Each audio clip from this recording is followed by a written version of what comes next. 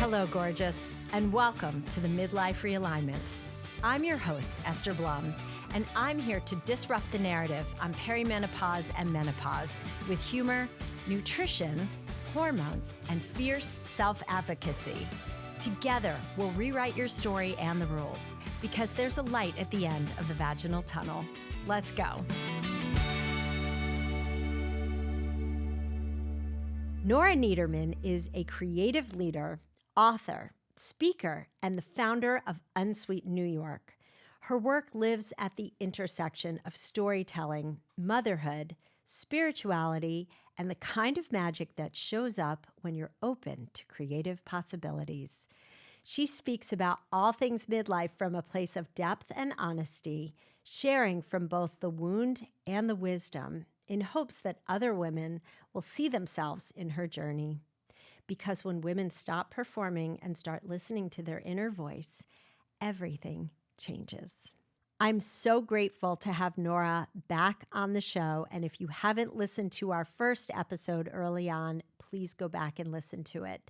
But I hope you take away some incredible things from today's show. Nora Neiterman, so awesome to have you back in the studio. Thanks for coming. I'm so happy to be here. Thank you for having me.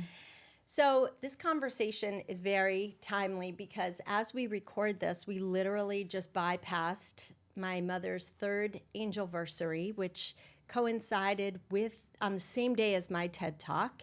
Wow. And you are in rotation with, and my father's angelversary is coming up May 2nd. My mom's is 4/11.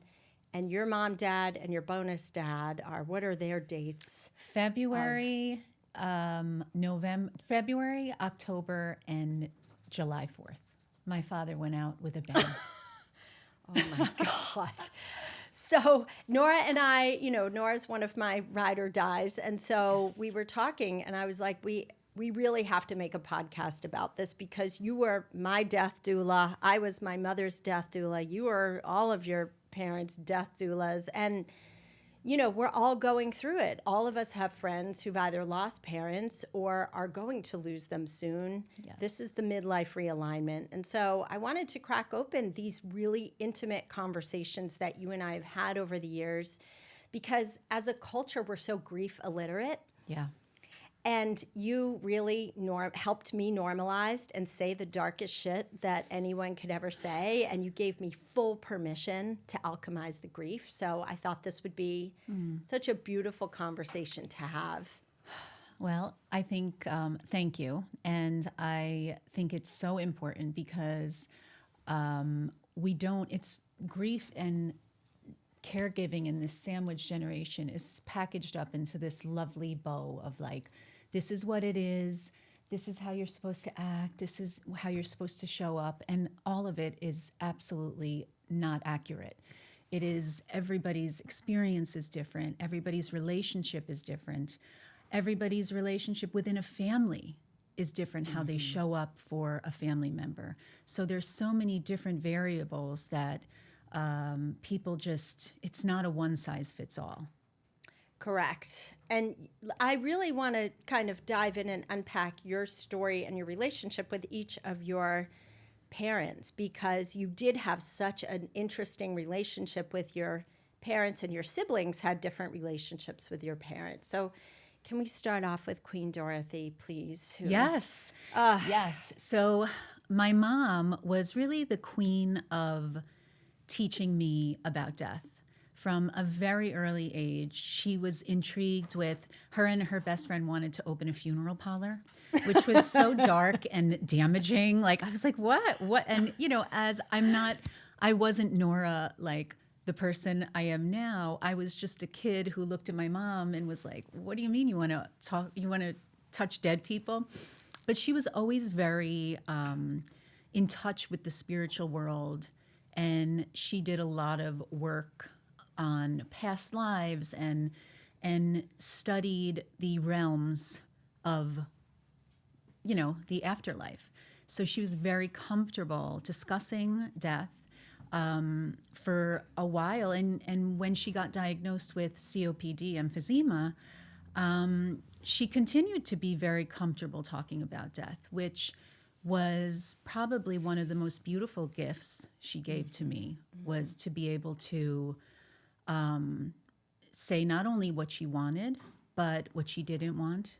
And it allowed me to show up for her in such an authentic way and really think about her and not what I wanted. So she taught me a lot through, and also caregiving through her sickness. She taught me a lot. Like, I used to ask her every day, Mom, how are you feeling? And finally she was like, that is the worst question to ask every day because I'm never feeling better. So she was able to tell me how to reframe my question and to show up better as a caregiver, and not in a mean or angry way, in such a loving way. So she really kind of demystified a lot about caregiving and the final processes of death. What did she want you to ask her instead, or say? Yeah, she would just say, instead, just tell me more about your day and then ask me what I'm doing, or like reframe it in a different way, but not how are you feeling today? So we started making a joke out of it. You know, like I would just ask a very kind of wacky question. Like, instead of saying, how are you today? I'd throw out like, oh, you know, are you doing anything erotic today or something? So it would just like, you know, because at the end of the day, what we really want, how we want to show up for our loved ones is we want them to know that we're there for them, right? And sometimes it's so uncomfortable to know what the right thing to say is. Yeah. And sometimes we say nothing, and sometimes we say too much or too little, but it's just, it's really getting to the root of that vulnerability, I think, which is really tough for a lot of people. Well, and I think humor is such a great, not normalizer, but just such a great way to sort of break the tension or divert the pain of dying, of suffering with COPD. And I remember you telling me stories where you would make your mom laugh. You would send her some seriously unhinged shit. Yes. Some photos of like really funny looking. Yes, just funny things. And she would be like literally legit gasping for air, which was hysterical because it wasn't, but it was hysterical because she was literally in real life gasping for air with her disease. And, or when I would be over there with her and I'd bring my laptop and I'm typing away and doing my thing. And she's like, I don't know, I'm not feeling good. And then I'm like, oh, really? And I'm futzing around and looking, and my chair is sitting on her oxygen cord. So she was literally like, could not breathe. And we were crying. She's like, you're going to kill me yet. And so things like that is, in the pain, there was a lot of levity and joy. Not always. I'm not trying to glamorize it because it wasn't glamorous at all, but is looking for those little glimmers of life. Yes. Of, just like trying to bring a little levity in life into a situation. Yes. My dad had Lewy body dementia. He didn't have a severe case, thankfully, but he would say, if you wake up in the morning and you're able to put your feet on the ground and look in the mirror and know who you are and where you are, you're having a great day. Yes. And I was like, oh my God, that is hilarious because it's just grasping for pieces of normalcy in a really insane time. Yeah. And so, okay, back to Dorothy. And one of a beautiful thing that she also really, really instilled in me was her biggest fear was losing her voice in what she wanted. You know, as our parents age and as their independence or their whatever, their control over things, whether it's driving or making decisions or just how they're showing up in the world is so different. And she just wanted to make sure that she still had a voice and she still was in control of her decisions, which was really important. And that is something that was really helpful to me to know, because a lot of times if we're caregiving or we have someone that's dealing with something that's, over our heads, right? We kind of just want to take it away from them. And for her, she didn't want that. She wanted to stay in control, and she was until the very end. And did she have advanced directives? Yes, she's definitely did, which is something that I think if you're listening and you have your parents, sit down and have this conversation. Yes. Because it is it's difficult. And maybe you have a parent who doesn't want to talk about it. My father didn't want to talk about it.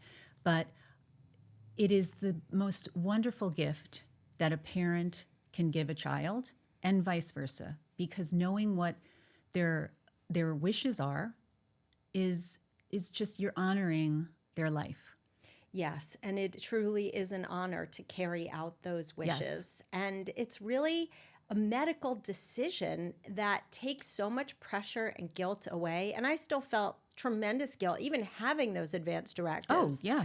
I still felt horrible about it. But right, what an honor to honor their choice and how they want the end of their life to look like. Yes. Because imagine someone says, I don't want to be on a ventilator, and then the family puts them on a ventilator. It's not what they wanted. And also going beyond the medical directives, right? Like the DNR, all of that stuff, but also really sitting down and talking about what types of, if they're in a position in the hospital, do they want you to play music? Do they want a end of life rite, whatever your religion is? Do they want it, like those types of details, I think are such a beautiful way to honor the process of death. And look, we don't always have an opportunity to have a warning, right? Like death is sometimes comes without warning many times. Yeah. So, this is in the case that you have, you can sit down and have these conversations, and it really is a beautiful way to honor your parents. And it's also, I think, a really vital step in the healing that comes after in your grief process. 100%. Now, let's talk about the difference between your mom's death and your father's death, because you were your mom's death doula. You were with her at the end and were fully present, and you were certainly present with your father, who you likened to be Archie Bunker, which I love. Yes. But at the same time, he was a devout Catholic, and your experience and relationship with him was so different. So yes. What was the difference between the two? So there was an extreme difference between the two. So my mom was a very spiritual human. So her end of life was extremely spiritual. I was opening the window for her soul to go out in the mitten of her last breaths. I'm trying to be present. So when you say I was present, it's actually, I wasn't present at all. I was completely out of body experience, because I was trying to honor all these things that were kind of crazy shit that was going on. I was like, hooray, I got to open the window for mom's soul to go out. There was a lot of just stuff that was happening in my mom's death that I wasn't present. I think a big thing to just kind of piggyback on my mom's death is I had just started Unsweetened, New York, 2 years prior, and I was just ramping up. Everything was really just exploding, and my boys were young. This was eight years ago, and so I was making all of the things happening. All the plates were up in the air at the same time as my mom was dying. And if I could go back and do it over, the word presence would be where I would go back to, because I really wasn't present in any of the things I was showing up to, because I was holding way too much and not really feeling any of it. So, and when my father died, his experience was so different. It was during COVID. So I hadn't seen him. It was 2020, and he just kept complaining that he had allergies. And so he's like, yeah, I don't feel good. I have allergies, but you know me, I'm fine. I'm tough. I'm resilient. And he so was. He's had survived like 5 cancers and, but it never got him down. He was like, yeah, I got some cancer zapped out, but I went to Epstein's Deli for a pastrami and everything's fine. Like, that's how he was. He lived his life with that kind of attitude. So when my dad, when I finally went and took my dad to the doctor, he was so ill. I showed up, I couldn't believe what he had kind of wasted away. And his prognosis was he had stage 4 lung cancer and had moved throughout his body. The beautiful part is he didn't know, because by the time the results came back in, he was already in the realms. And so when I was staying at his house, remember this was COVID, like before the vaccines, and I was so scared that I was going to get him sick. Meanwhile, I didn't know he had cancer.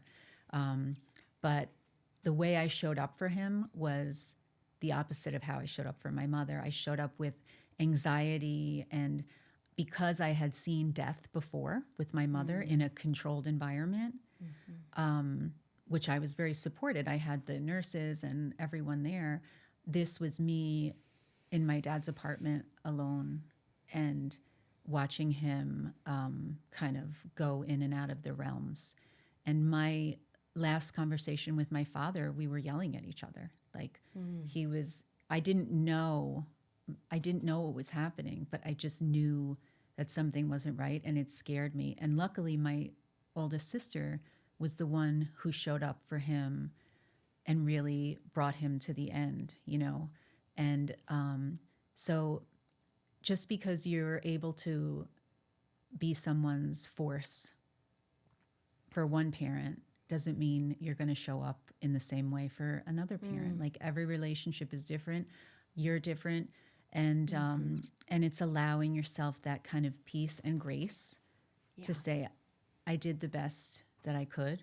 Yes. And really kind of learning that my dad and I in that moment was just such a moment in time, and it didn't define our relationship. It was just a moment in time that wasn't our best. And does it suck that it was the last time we spoke? Yeah. But it was only a glimpse. And to be able to just honor that and say, yeah, that wasn't what it all was. Like, we get so connected to those last moments, right? And sometimes the last moments are not all, Norman love. Rockwell. Yeah. Yeah. There's a lot that goes on in the last moments. There really are. And it's interesting, as I'm listening to you, I'm reflecting on my own journey with my parents too. My father was 91 and he was frail. He was on a nursing unit of a assisted living facility. He was 2 floors above my mom, so I joke that he was still on top. And he got COVID on a Tuesday. He had a fever for one day. Then he had a great day, and he died in his sleep Saturday morning of that week. But we hadn't seen him the prior 8 weeks before. He celebrated his 91st birthday over FaceTime, a FaceTime call with me. He was really hard to reach because he wasn't picking up a phone.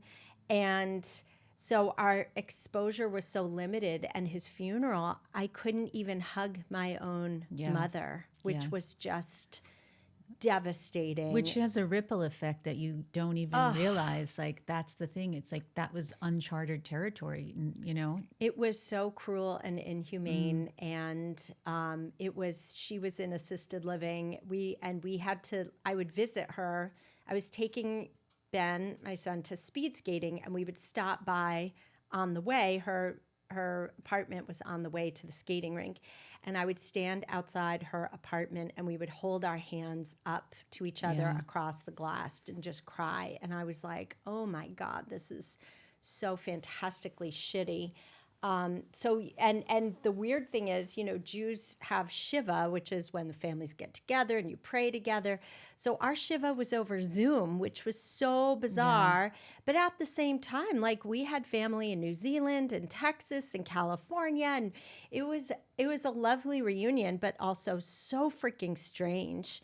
Well, also, it's like you don't get that human touch of like that energy transfer of, I'm here with you and we're all grieving together. Like that disconnection. Same with my dad. Like we couldn't have that. And I think that really stunted the grief process probably for you and for certainly me. And yes. Yeah. So. And it was also the week before what was supposed to be Ben's bar mitzvah. So that got canceled. That. And again, talk about the humor. One of my cousins calls me up the day of Ben's bar mitzvah, and she goes, so are you excited? I said, for what? Right? You have to laugh. She's like, Ben's bar mitzvah. And I was like, what is wrong with you? Are you fucking kidding me right now? And then she started crying. She felt terrible. I started crying. I was like, girl, it's okay. Like, this is all just a hot, steaming dumpster fire right now. Yeah. And we changed Ben's school in the middle of the year. I mean, it was just 2020 kicked us all in the kishkas. And then, but again, so there was no advance directives for my dad because he went peacefully. But I had to reconcile him dying alone, which was not how I wanted him to go. He was an extraordinary healer his whole life, and he dies alone. I'm like, that is so unfair and unjust, which is how thousands of people felt during COVID and were deprived of the human connection. But then my mom it was so interesting. I was her death doula. And thank God for you, Nora, because you talked me through where, she developed AFib and went into heart failure and died with a 3-week trajectory. And so every step of the way, I was the one making the decisions, talking to doctors. And I was so grateful for having worked in cardiology units for 5 years because I could say, are you going to do this procedure, that procedure? What about this medication, that medication? Yeah. And I would say to the doctors, and my mother knew, she was like, I do not want to be on a ventilator if I can never come off. I do not want a stomach tube if I can never come off. So I said to the cardiologist, like, don't sugarcoat this. Tell me. I just need to know. She had a forced air mask. And I said, can she come off? And he said, no. And she was, so I said, okay. So I had the advance directives faxed over to the hospital. But then when it was all me, because my brothers had very complex relationships with my mother. So I respected that that's what they needed to do. But at the same time, it was a shit ton on me. And I was a combination of resentful and grieving and angry and frustrated. And you gave me the permission to say, like, this is actually a burden. It's a beautiful responsibility, and I'm honored to do it.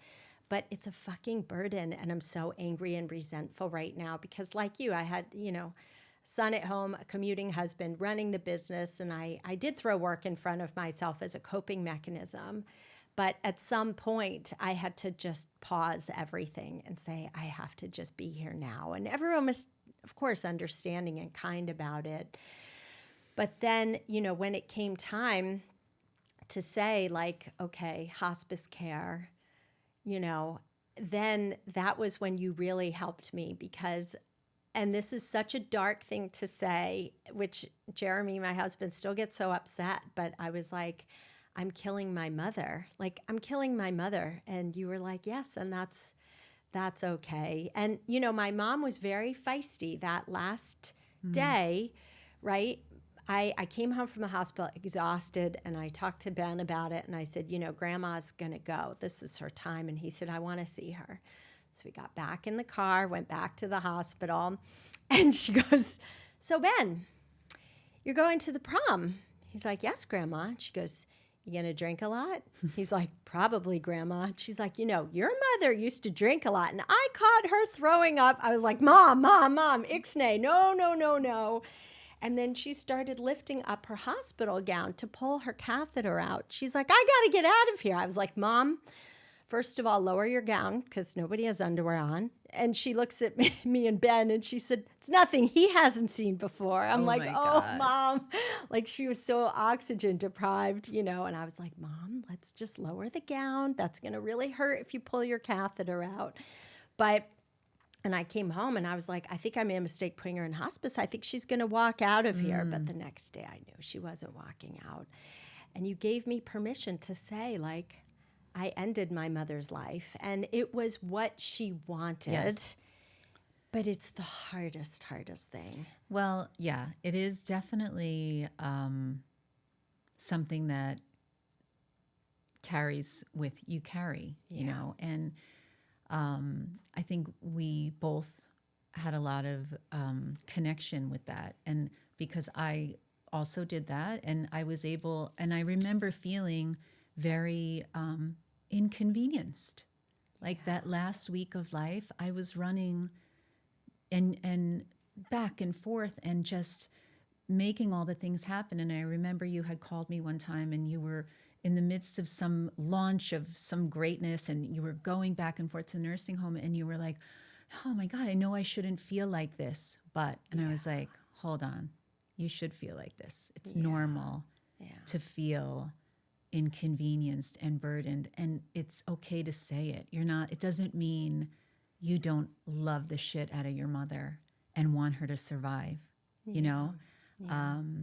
Those last moments, that last 2 days that my mom was alive is a very, very strange time between wanting to hold on to this person who is your person, who gave you life, and also at the same time wanting them to go because you know that you won't be able to breathe until they stop.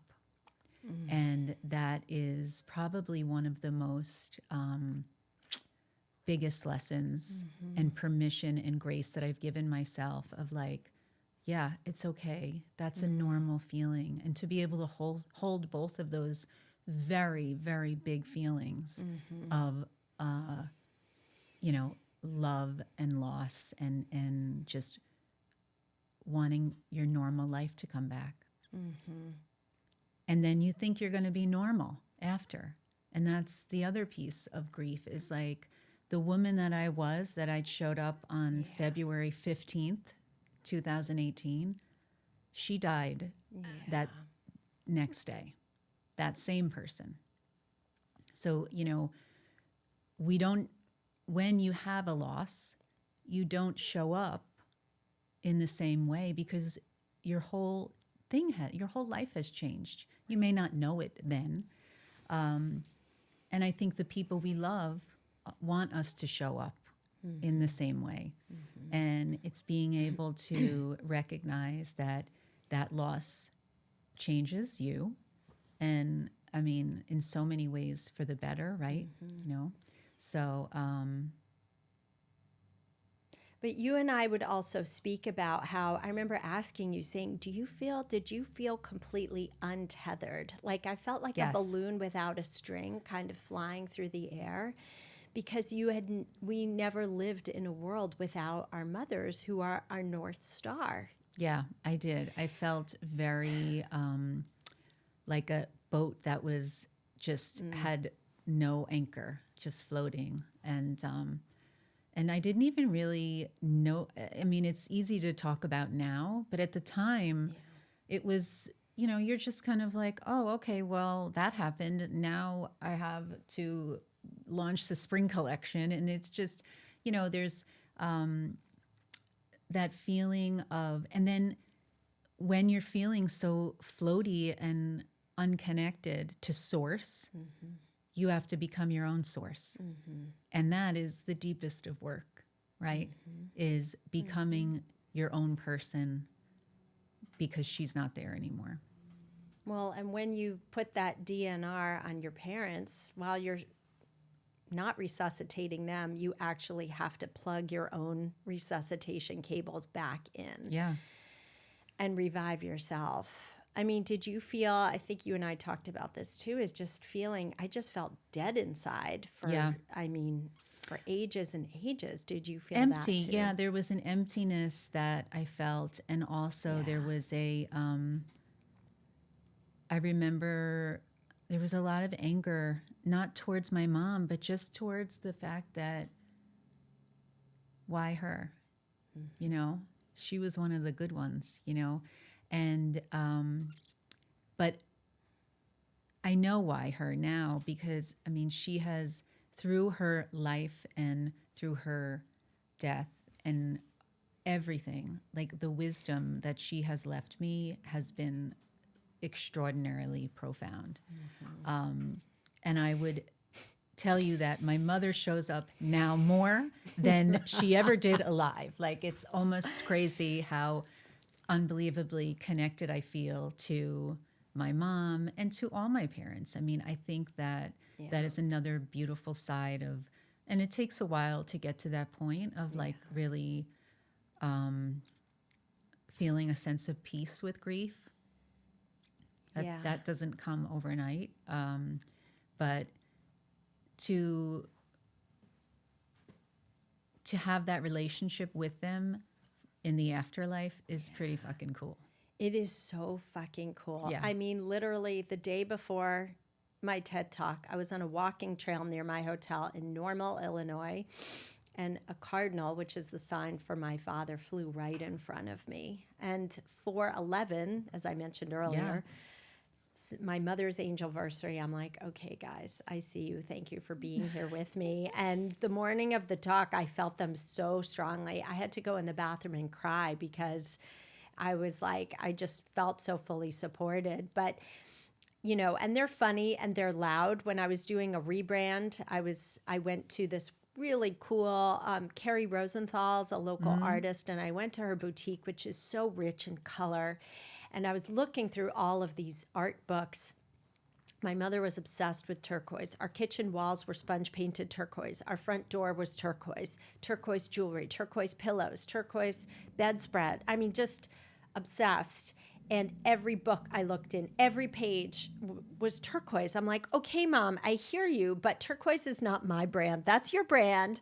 But she was like, I want to be part of this. I want to be part of this. And, after my father died, he came to me so much. But once she died, she took up a lot of the airtime. And my father's back in his more quiet position, and she's still loud and bossy. I love that. And when I was doing that rebrand, I was doing a photo shoot, and I had lost, I had a pair of turquoise running socks, and I had lost one of the mates around the time of her death. And when I went to do that photo shoot, I went down the hall to my guest room closet where I was stashing clothes for the shoot. On the floor was that other turquoise sock mate.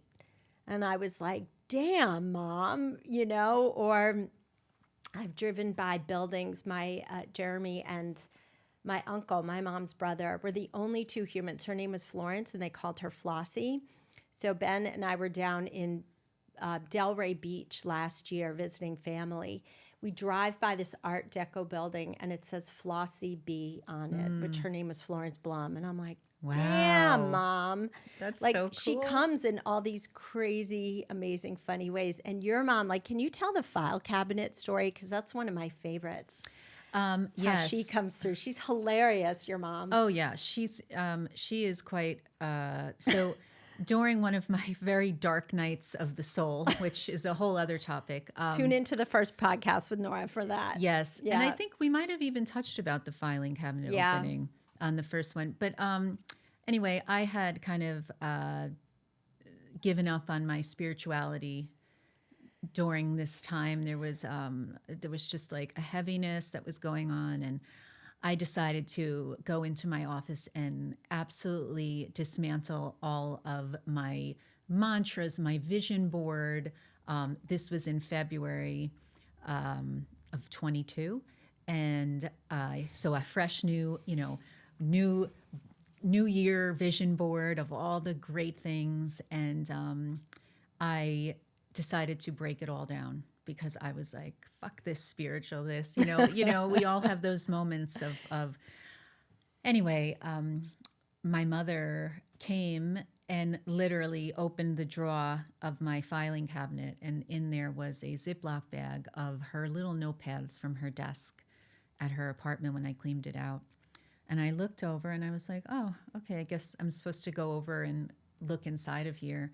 And sure enough, I opened up one of them and it had one piece of paper. And it was a Louise Hay quote, and it was, all is well. Out of this situation, only good will come, and I am safe. And, the whole scroll. And it was just the reminder of like, don't you dare lose your spirituality. Mm-hmm. Like, she came and reminded me of like the importance of all of it through that moment. So when she does show up, she shows up with quite gusto. Mm-hmm. And I asked for that because when she was dying, I said, Mom, how am I going to live without you? And she said, I'll always be there. And I said, okay, just don't show up at the foot of my bed because that will scare the shit out of me. Like, and she's like, oh, you'll never be scared, but you will always know it's me. And she has delivered on that, so it's really, but again, that kind of piece of the afterlife comes a little later before the reckoning. Hey, gorgeous, real talk for a second. If midlife belly fat has moved in and absolutely refuses to leave no matter what you do, I need you to hear this. Eating less is not the answer. It never was.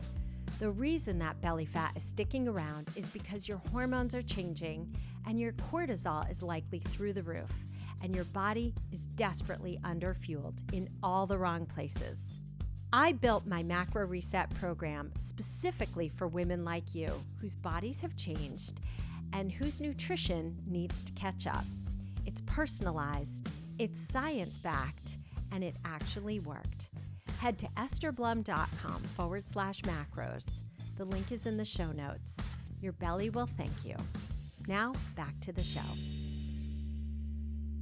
I mean, and for those of you listening who kind of missed that little bit, like, understand Nora was in her office by herself and her file cabinet just popped open. This wasn't like her mom was her physical body was alive in there. Just the cabinet just pops right open. The cabinet came open, and that was a really that was probably the moment of the chrysalis of myself going through a big healing process. And that was the moment. Like, we all have the aha moment. That was my aha moment. So I'm grateful for that dismantling. I never made another vision board after that. Someone invited me to a vision board thing. I was like, no fucking way. Fuck no. Eventually, maybe I'll make another one. But and not that I don't believe in that. I totally do. But just the vision board, like that one, Anyway, So what do you feel like has grounded you the most? What practices or daily activities or pieces have brought you to some serenity and peace and feeling grounded? And I would say the first thing that I put in my arsenal was meditation, which was very hard for me, being a person that was juggling a lot, a very successful ADHD multitasker for my life. So it was hard to kind of meditate, and I thought meditation was a specific thing, like it had to be a very specific moment. And meditation can be anything that helps you center yourself and calm your mind. So for me, that was one really big component that started the helping of the healing, was just getting still enough to hear myself feel. I did work with psychedelics. The plant medicine for me was probably the biggest teacher. I had gone into psychedelic work looking to get more creative, which is makes me laugh because I known, I wanted to be unblocked. I felt like my collections weren't getting as creative as I want, so I was like, I think this is something that is blocked. I'm blocked creatively. So when I went into psychedelic medicine, I was not looking for healing, not even close. I was looking to get more productive and more creative. I wanted to keep the machine churning, go, go, go. And so it was through working with plant medicine with a therapist that I really was able to hear myself and really feel for the first time all the things, which I don't think I ever did.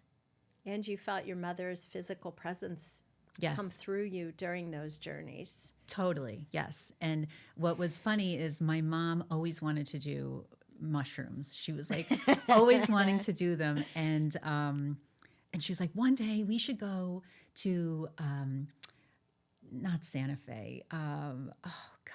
Ojai? No, it's in Arizona with the rocks. Anyway, Sedona. She was like, we got to go to Sedona and do mushrooms. I was like, okay, we'll totally do it. And we never did. And so it's one, and I know she would have loved it. So yes, she did come. Her presence definitely came through during that work, when I did that work. And it continues to come through. But so those two things were really, really helpful for me of processing grief. And also processing beyond the grief of all the baggage that we have with our parents. And just because you love them and they've been amazing in your life doesn't mean that you don't have other kind of baggage. So that was a beautiful helper and teacher, and just kind of sorting through my lineage. And so the peace that I feel now in my body is really something I never knew existed. And what does that feel like? It feels like alignment of knowing that you're right exactly where you need to be, that everything is working out for your highest good. It feels like your body isn't vibrating. I think my body used to vibrate from so much energy and so much holding all of the stuff in. And so I don't have that anymore. I mean, it doesn't mean that it doesn't come back and rear its ugly head going, hey, remember me? So it's a feeling of, just centeredness. Yeah, well, that old version of you doesn't exist anymore after the plant journeys. No. So, I mean, it's a great teacher, not only for me, but it's kind of permeated through my whole household, the way I show up in my marriage and how it's trickled in and rippled through my husband and my boys. And so, and there's so much data, and it's becoming so much more talked about, and rather than taboo, and there is so much science to it. And someone had said, well, why do you want to talk about that, And I think because I pride myself on my brand was always being authentic about all the things, the highs, the lows, the hard stuff. And if I don't talk about it, it's not really showing off. It's not giving all the data. It's not. Right. It's not telling the whole story. Not that you always have to tell the whole story, but if you're not living fully as your truest, authentic self. Right, and I think that you're not whole. It could potentially help a lot of people. Everyone's different of what they're looking for or how they want to show up or heal or and it's certainly no cakewalk either. I mean, that's the other thing. It's a fire walk. Right, it's a fire walk. Mm-hmm. So I've also had people ask me, well, would you recommend this to everyone? And the answer is absolutely not. Like, yeah, that's right. You have to be willing to go into all the dark spaces in your life. And it's not always pretty.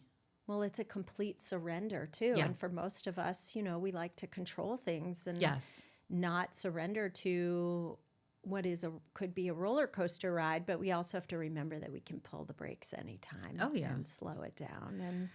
And it's in a gentle way. I think that's the beautiful part about the plants is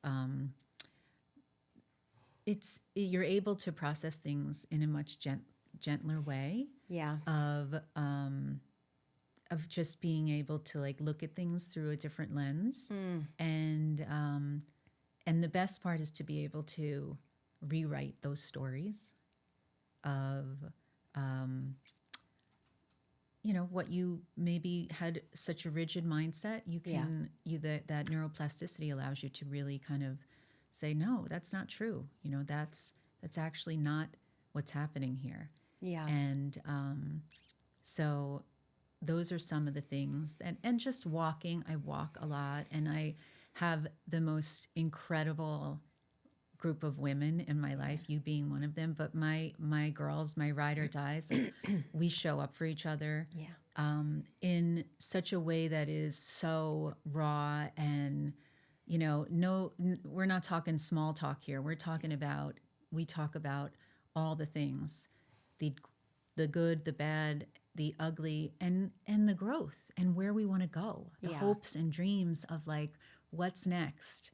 And to be able to give each other permission to be vulnerable. And it doesn't mean you're weak, and it doesn't mean you're you're not capable. It means that we're processing all of the things, all of the feelings that allows us to go to the next level, whatever that is. And lovingly, like, lift each other up, but also, call into question or challenge. Yeah. You've certainly challenged me on many things. I've asked you many times, like, I'm curious about this. When you say this, do you mean this? Do you mean that?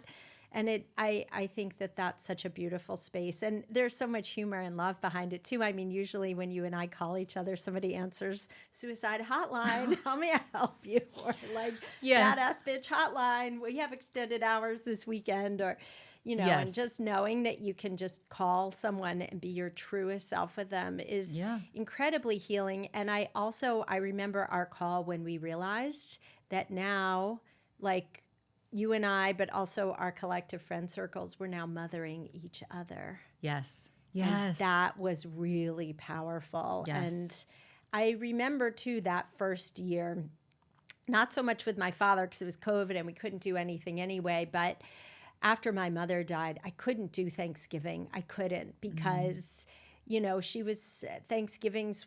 She was like, you can do any other holiday anywhere else, but Thanksgiving, please make it with me. And it was she's such an amazing cook. She and my dad were both wonderful cooks, and I couldn't make their recipes. I couldn't face it. So we went to the Caribbean. Poor me. I mean, very, very high class problems to have. But, and I took a solid year off to regroup, and then found that making their recipes connected me to them. And my dad made the most amazing chopped liver. He called it his maison du pâté. And like, I would feel him coming through me when I would make it. Because the first time I made it for him, he's like, it's not like mine, and I was like, damn it, I didn't nail it. So, I learned to just make his recipes, and that was very therapeutic. But also, after my mom died, it finally, after both parents were gone, gave me the opportunity to really heal what I didn't understand was fully generational trauma. So I started microdosing just as a heart opener, and did a good year or two of very deep inner child work.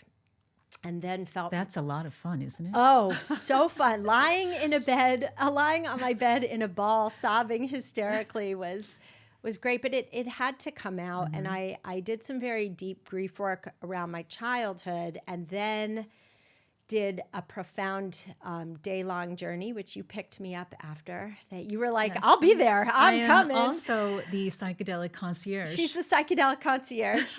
And, did a journey with MDMA and psilocybin, and was really able to contextualize my parents' grief, because my father lost his mother when he was 13. He was at boarding school. He didn't even know she died. They didn't tell him she had cancer. And he had lung issues a lot of his life. And, my guide said, "You've been breathing for your father your whole life." Wow. And I was like, fuck, that's true. Because by the time I did my journey, I had a balloon of anxiety in my belly that was so big, I couldn't get enough air around it. I couldn't get breath in my body, which is how I knew. And I was, same thing, vibrating with anxiety and some depression, and really, really struggling. And so understanding I was breathing for my father, understanding my mother was so dissociated from her own body, from who knows what, potential abuse, understanding how that abuse trickled down, and understanding that it didn't belong to me. Yes. And letting it go. And during my journey, I actually ended up purging a couple of times, and I never felt better in my whole life. So it was being able to break the cycle of, I know my son doesn't have, my guide said to me, "Does your son breathe deeply?" And he learned to meditate from a very early age. I said, "Yes, his nervous system's very regulated." And he was like, "Good, you didn't pass that trauma on to him." So just being able to reorient myself, and both of us have had this experience where you really step into your power as the matriarch, as the crone, in a positive way. Crone has a lot of negative connotations. I see it in a very positive way.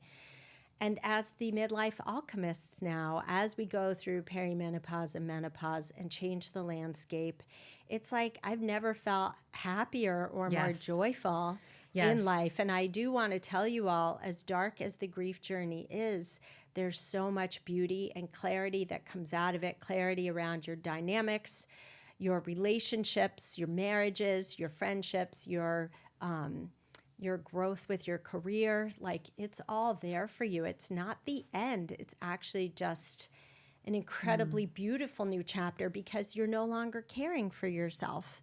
Or you're no longer caring for your parents, which is a huge burden. And when I was relieved in a way, because I didn't have to check my phone every single morning and say, "Did anyone fall last night? Is anyone in the hospital? Is anyone?" You don't have that. So you can actually heal your own body, focus on your own healing, put gas in your own tank. Like, my career has soared this year. I launched my son to college. You launched your oldest son to college. Like, you still have one more at home, but there's just so much more bandwidth to take care of yourself. And for that, I'm truly, truly grateful. Yeah, it is a gift, and it does birth a new version of you through that pain, and through the just kind of letting go of these people that brought you in the life. There is a new version waiting to be born, and it is probably the best version I know of myself. I see it in you as well, and also our other women that were in this kind of collective of mothering each other. And it is so, as dark as it is, there is really a beautiful magic that can come out of it. Well, I love you, my queen. Thank you for coming here. Too. Yes. If you loved this episode, follow or subscribe to the Midlife Realignment wherever you listen to podcasts and on YouTube, and leave a review to help other women find this show.